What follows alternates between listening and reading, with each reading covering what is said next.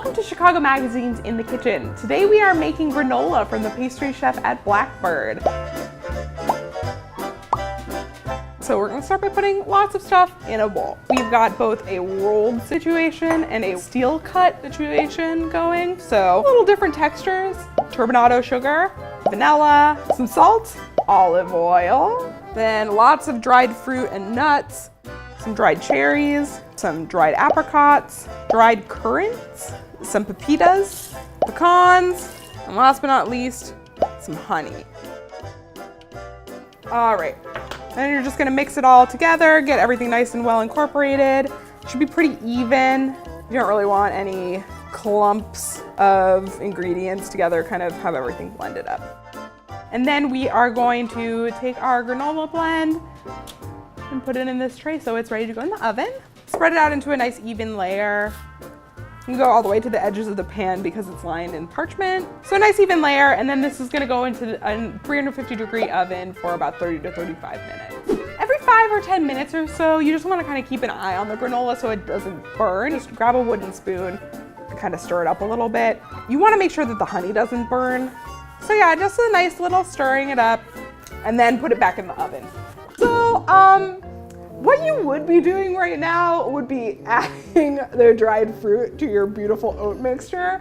But as you may recall, I have already added the dried fruit far before this went in the oven because I did it wrong. But it's okay, it still looks good. I'm sure it's still gonna taste great. So let it cool in the pan for about half an hour before you get back to it.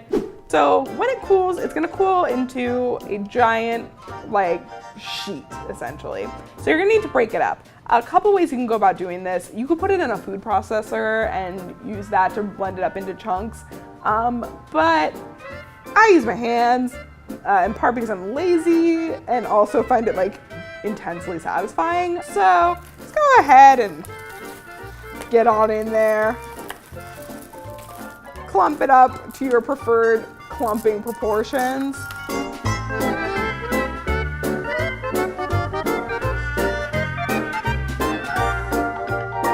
All right, this is probably good. So now you gotta get it in your jar, your storage container. If you put it in an airtight jar, it'll keep for a couple of weeks. Okay, so we've got a lot of the granola in there, maybe even too much.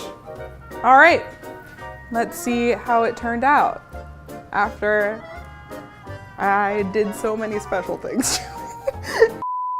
So my favorite part about a granola is when you get a nice big cluster happening, and this granola makes good clusters, which is ideal. I cannot wait to use this entire jar on top of a small dollop of yogurt and call it a parfait. So I hope you do the same. Cheers.